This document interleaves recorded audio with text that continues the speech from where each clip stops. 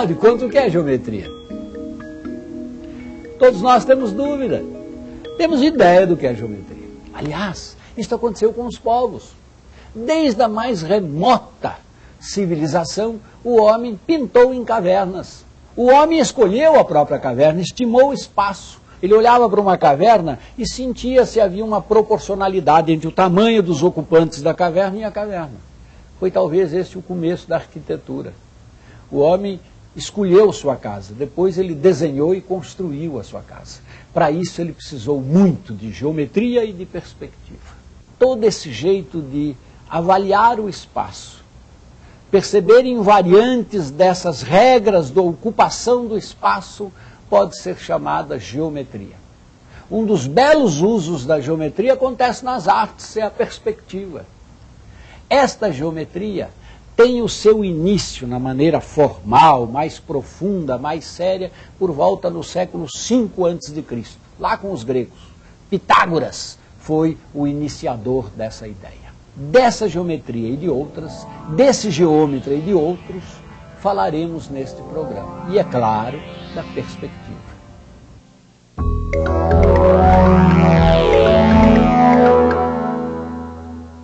A geometria investiga as formas e suas dimensões, determinando suas propriedades, seus elementos e suas transformações. É inegável o fascínio que as formas geométricas exercem sobre o artista moderno. Mas, há milhares de anos, muito antes de Pitágoras, os chineses já gostavam de formar figuras a partir das formas geométricas obtidas pela fragmentação de um quadrado. Este é o Tangram, um antigo jogo chinês, cujo objetivo é construir o máximo de desenhos possíveis ao combinar estas 7 peças formadas a partir da divisão de um quadrado. Através dele, podemos observar o fascínio que as formas geométricas exercem nas mais diversas civilizações e épocas da humanidade. Por sinal, Tangram, em chinês, significa os 7 pedaços inteligentes, ou o quebra-cabeça de 7 sabedorias.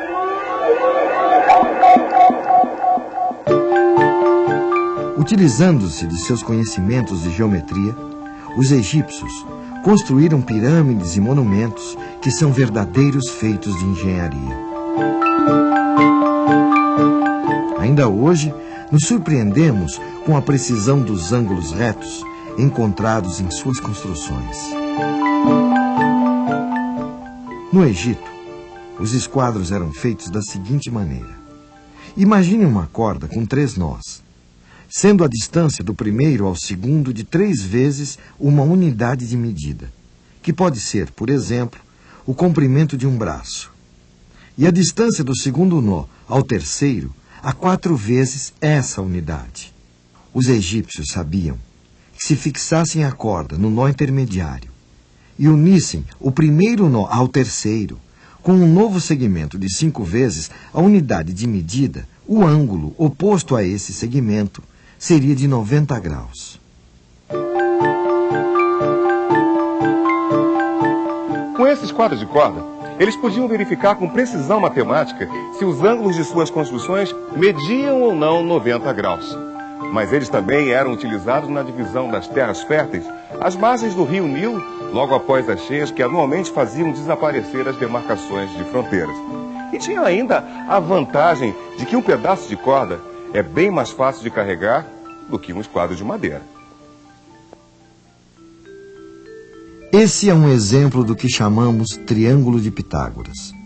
O filósofo e matemático grego observou que nos triângulos que possuíssem um ângulo reto, ou seja, de 90 graus, as áreas dos quadrados geométricos formados pelos catetos, somadas, eram equivalentes ao quadrado formado pela hipotenusa.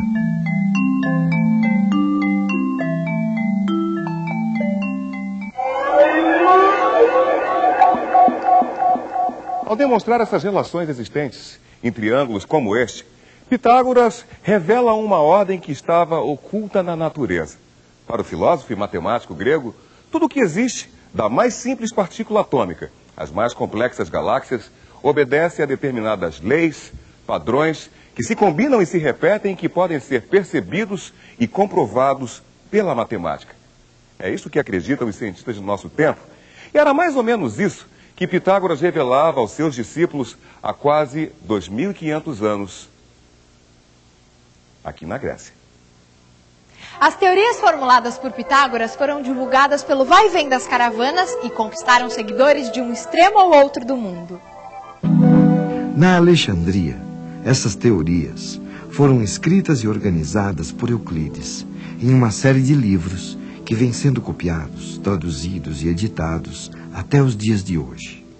Euclides percebeu que os fatos geométricos existem, como circunferência, pirâmide, prisma, que precisam ser definidos com precisão.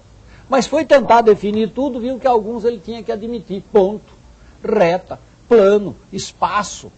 Eu admito essas ideias, embora possa representá-lo com um lápis bem apontadinho, posso desenhar um ponto, mas ele ainda vai ser uma superfície, não é um ponto.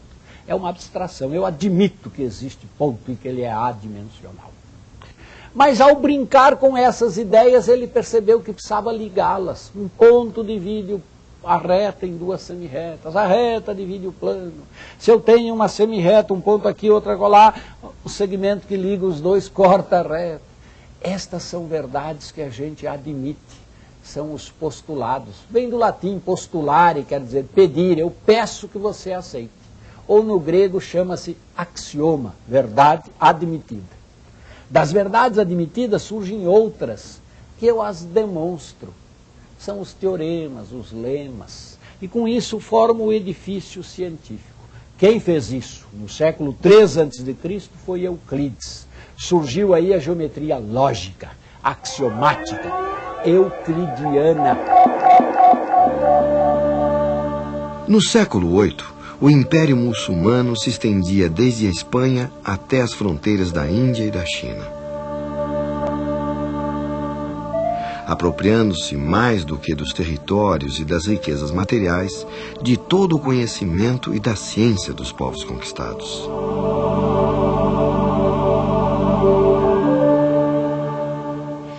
No árabe, o artista e o matemático se confundem. E é exatamente por esse motivo que Alice fez uma descoberta que marcaria a história da arte e da matemática para sempre. Os gregos achavam que somos capazes de enxergar o que está à nossa volta porque raios de luz saem dos nossos olhos e iluminam aquilo que está diante de nós. Mas nisso, eles estavam completamente equivocados.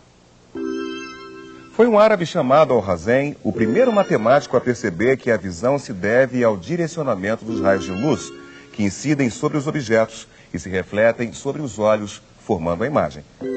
O cone de raios emergentes de um objeto diminui de diâmetro à medida que eu o afasto dos olhos do observador. Este é o motivo da diferença de tamanho percebida. Essa ideia de um cone de raios que vai do objeto ao olho é o fundamento da perspectiva. Um conceito simples que revolucionou a arte e a matemática.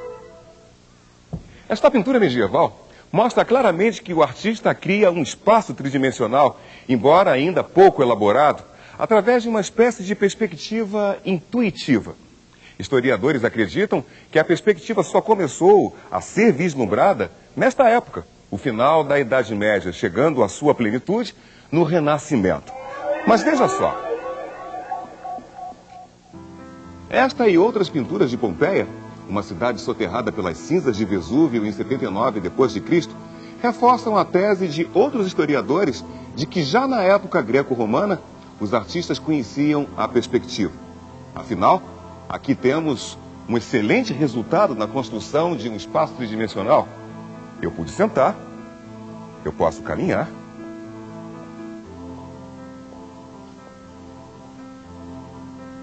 E até mudar de ambiente.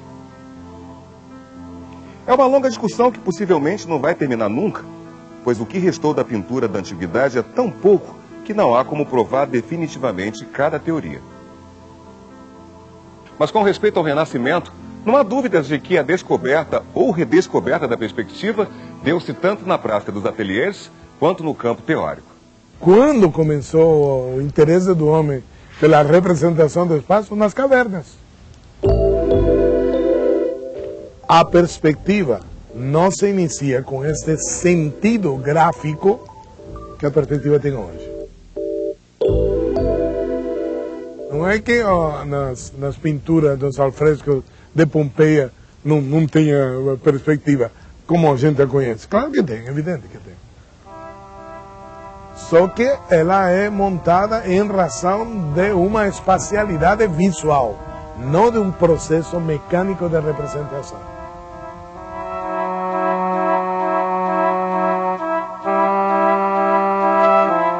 No início do Renascimento, houve um trabalho pioneiro chamado de proto-perspectiva de artistas como Giotto.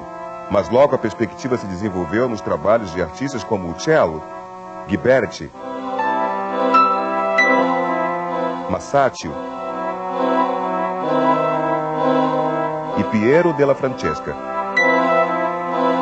Mantegna realizou pinturas que são paradigmas do uso da perspectiva, sem falar nos trabalhos de Leonardo da Vinci, Rafael e Michelangelo. A esses trabalhos acrescentou-se a obra de tratadistas como Alberti e também dos matemáticos Luca Pacioli e Guidobaldo Marchese del Monte. Mas o papel fundamental foi de Brunelleschi, que além de artista, escreveu uma demonstração teórica das leis da perspectiva.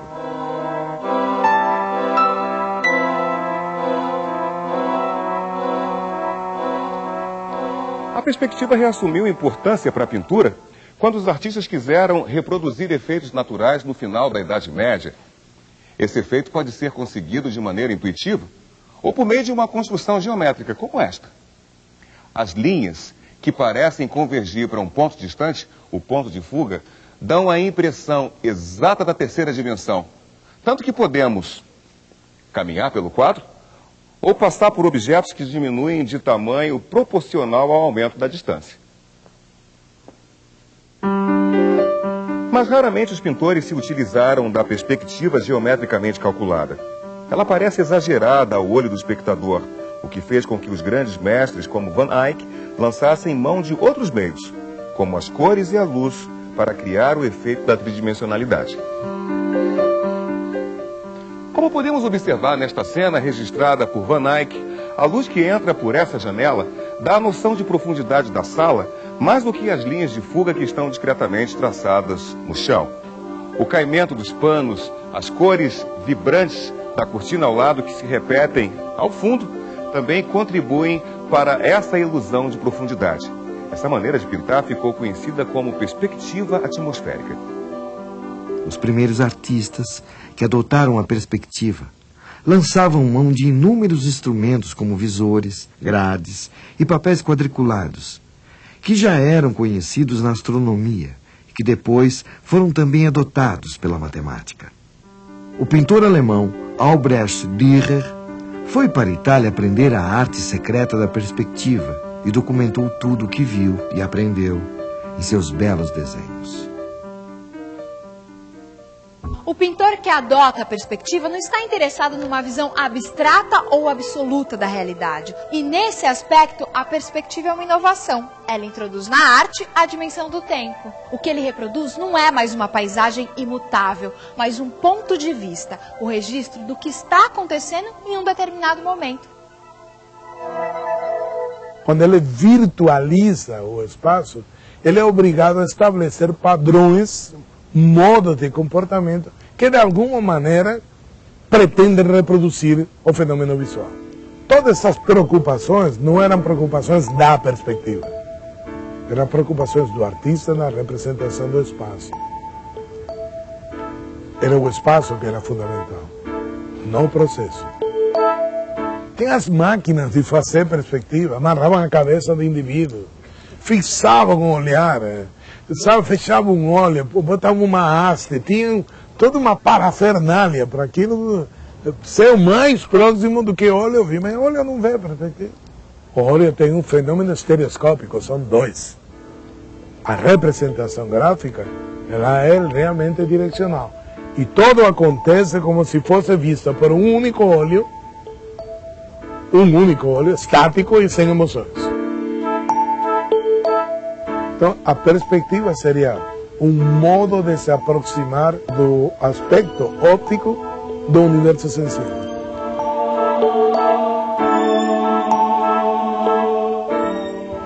Os recursos fornecidos pela perspectiva aos pintores do Renascimento permitiram não só retratar a realidade com o máximo de semelhança possível, mas também alterá-la sutilmente para reforçar conceitos filosóficos e religiosos da época. Este famoso quadro de Leonardo da Vinci mostra Jesus reunido com seus discípulos em sua última ceia.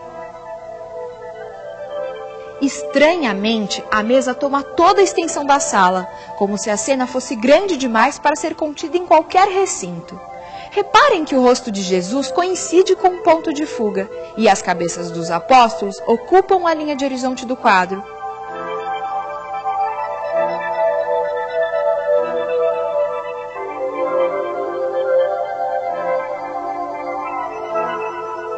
O uso da perspectiva foi aos poucos se tornando repetitivo e árido, o que fez com que os artistas buscassem outras formas de representação.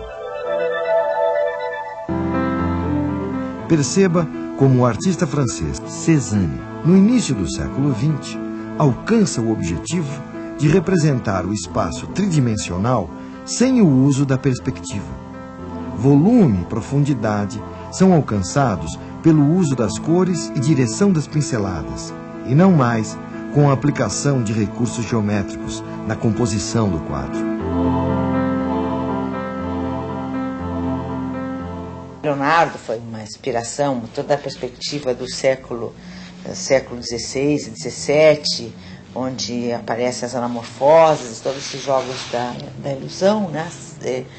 Onde se cria esses espaços enigmáticos, sempre me interessou muito isso. Claro que não para repetir o passado, mas para me aproximar dele como um discurso que eu pudesse de alguma maneira utilizar, atualizar através de operações mais paródicas ou irônicas, mas adaptadas a meus propósitos de discussão da imagem, né, na contemporaneidade.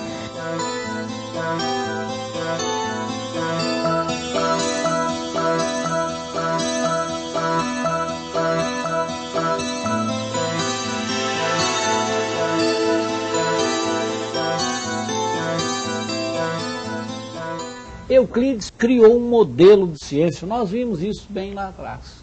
O que ele não esperava é que a ciência e as artes oferecessem aos homens, ao longo desses 20 e tantos séculos, novos espaços, onde a mudança de um dos seus postulados, substituído por outro, criava toda uma geometria diferente. E assim surgiram várias geometrias igualmente válidas. Até que muito recentemente aconteceu um fato curioso. Alguém sobrevoava, talvez a Inglaterra, um país um tanto retangular. Estimou o comprimento e a largura, multiplicou e disse a área da Inglaterra. Daí eu desço na Inglaterra, pego um automóvel e ando por toda a sua largura e por todo o seu comprimento. Eu deparei com a rugosidade da Inglaterra. Vai dar uma área maior. Se imaginou uma formiguinha andando por sobre cada um dos grãozinhos. Ora, se eu multiplicar o comprimento e a largura estimados, eu vou ter uma área que supera talvez o próprio planeta. Algo ia mal. O que foi preciso? Redefinir o jeito de calcular a área. Área de figuras rugosas precisam ser medidas por uma geometria que tenha na sua dimensão uma fração, uma geometria fractal.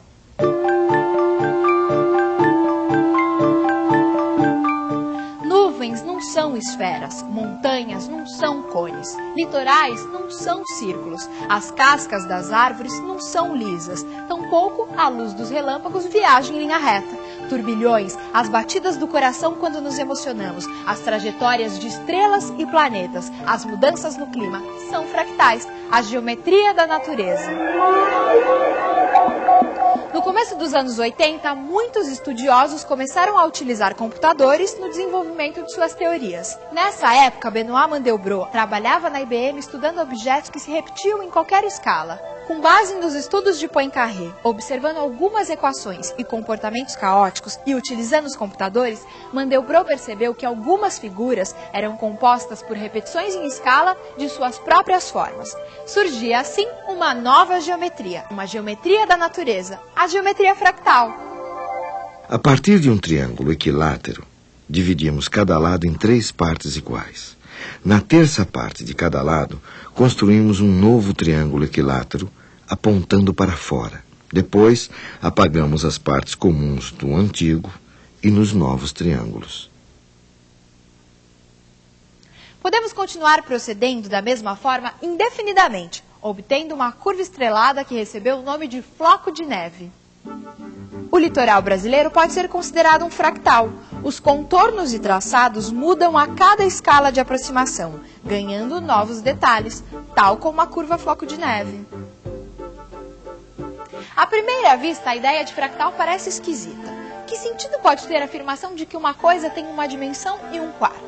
Mas o floco de neve é mais ondulado, preenche mais espaço que uma curva regular, unidimensional. Ao mesmo tempo, preenche menos espaço que uma superfície bidimensional. Uma ideia que está por trás de tudo isso é a de rugosidade. Quanto mais rugosa a superfície de um fractal, maior sua dimensão. O vírus da polio possui uma superfície também rugosa, que pode ser considerada fractal. Conhecer esta superfície implica em descobrir novas vacinas, pois isto afeta o modo como diferentes moléculas químicas interagem com o vírus. Olha, fractal não é mistério. Teoria fractal foi uma grande sacada do meu colega Benoit Mandelbrot. Ele percebeu que era possível criar uma nova geometria diferente da geometria euclidiana. Daí nasceu o fractal. Fractal vem de fractus no latim, que quer dizer fraturado, quebrado. Aí o Benoit Mandelbrot criou uma geometria que é baseada em conceitos descontínuos, conceitos fraturados. E surgiu, então, a geometria fractal. Mas o melhor veio em seguida. Ao usar a geometria fractal para representar objetos antes representados com os conceitos da geometria euclidiana, foi-se percebendo que essa geometria fractal dava resultados muito bons quando os objetos representados eram os objetos da natureza. Tipo, uma árvore, uma folha, uma nuvem, uma montanha, uma praia, um animal. Todos esses objetos naturais construídos com a geometria fractal formavam uma imagem muito melhor do que aquela da geometria euclidiana. E a razão é simples. A natureza não é contínua. A natureza é descontínua. E daí a geometria fractal se presta muito melhor a representar a natureza do que a geometria euclidiana. Alguns fractais produzem imagens belíssimas a partir de simples equações matemáticas. Mas será que podemos considerá-las arte? A primeira impressão que você tem é que é uma fotografia, né? O mais legal de tudo é justamente isso, ver que isso aqui não foi feito assim aleatoriamente, é uma equação matemática isso aí, não é? E pelo fato de serem assim, resultados de equações matemáticas, tira a pureza, a beleza enquanto arte? De maneira alguma, porque eu acho que a descrição da natureza é bela, tá certo? Eu acho que é, mas atrás do computador tem que estar um artista. Porque a maioria das pessoas tem uma ideia de que matemática é somente números, e não entende que matemática são baseadas em conceitos, ideias, e são ideias expressas em cores, né, em figuras, né.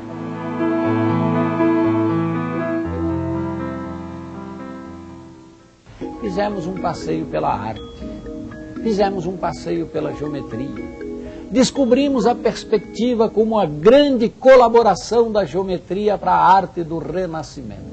Enfim, andamos pela matemática e pela arte. Criamos arte matemática.